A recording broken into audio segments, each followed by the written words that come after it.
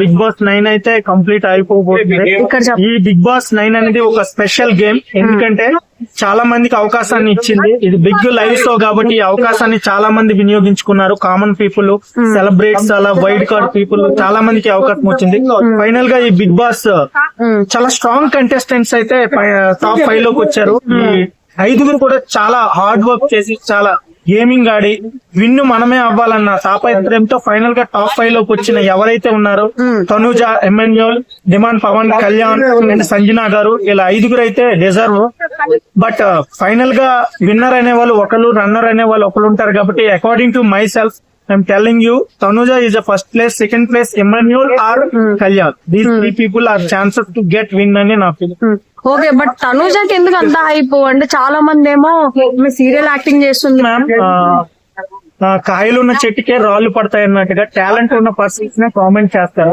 So దానికి example Tanuja. ఎందుకంటే తనుజలో consistent ప్లేయరింగ్ ఉంది అండ్ ఎక్కడ ఎలా మాట్లాడాలో తెలుసు. ఏ గేమ్ ను కూడా ఆడాలనే తాపత్రయంతో ఆడుతుంది. యాజ్ ఎ కన్సిస్టెంట్ ప్లేయర్ ఎవరైనా ఉన్నారంటే తనుజ అని చెప్పొచ్చు. ఎందుకంటే ఆమె బిగ్ బాస్ 9 కి రావడమే ఒక అన్ఎక్స్పెక్టెడ్ గా వచ్చిందని చెప్పింది. అలాంటి పర్సన్ ఇప్పుడు టాప్ 5 వరకు వచ్చిందంటే ఎంత కసి మీద ఆమె గేమ్ ఆడింది అనడానికి ఇది ఒక ఎగ్జాంపుల్ గా చెప్పవచ్చు. ఇది ఎగ్జాంపుల్ ఫర్ గర్ల్స్ గానే మోస్ట్లీ చెప్పొచ్చు. ఎందుకంటే గర్ల్స్ బిగ్ బాస్ 9 కి వెళ్ళొచ్చా వెళ్ళకూడదా అని చాలా మంది నెగిటివ్ ఫీలింగ్ ఉంటది. ఆ ఫీలింగ్ ని ఆమె అయితే 100% క్లియర్ చేసిందని చెప్పొచ్చు. అంత గేమింగ్ పోటాపోటీగా బాయ్స్ తో పోటీగా ఆమె గేమ్ ఆడింది.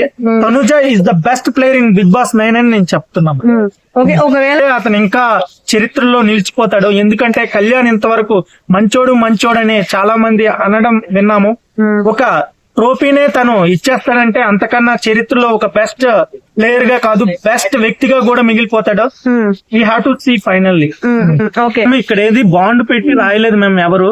కమిడియన్ కి కప్పు ఇవ్వాలి, గర్ల్స్ కి కప్పు ఇవ్వాలి, బాయ్స్ కి కప్పు ఇవ్వాలి, కామన్ మ్యాన్ కి కప్పు ఇవ్వాలని ఏమీ బాండ్ లేదు, చరిత్రలో ఏమీ రాసి పెట్టలేదు.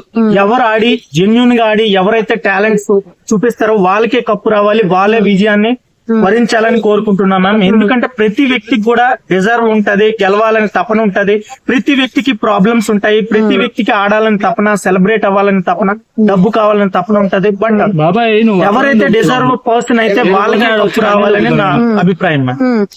యాక్చువల్ గా జనాలు ఏంటంటే మనం ఒక మాటని పదే అంటుంటే జనాలు ఇదే నిజమని నమ్ముతారు.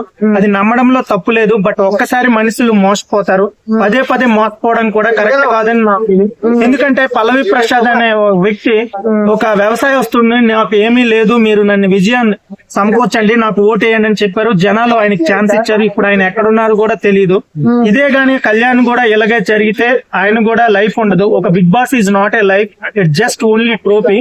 సో మనుషులు కూడా అర్థం చేసుకోవాలి ఎవరు గేమ్ ఆడుతున్నారు, ఎలా గేమ్ ఆడుతున్నారు అనేది చాలా ఇంపార్టెంట్. మనకి ప్రాబ్లమ్స్ ఉన్నాయా, వాళ్ళకి ప్రాబ్లమ్స్ ఉన్నాయని కాదు. మీకు నచ్చితే గేమ్ మీరు ఓటేయండి, వాళ్ళని గెలిపించండి అని నా అభిప్రాయం.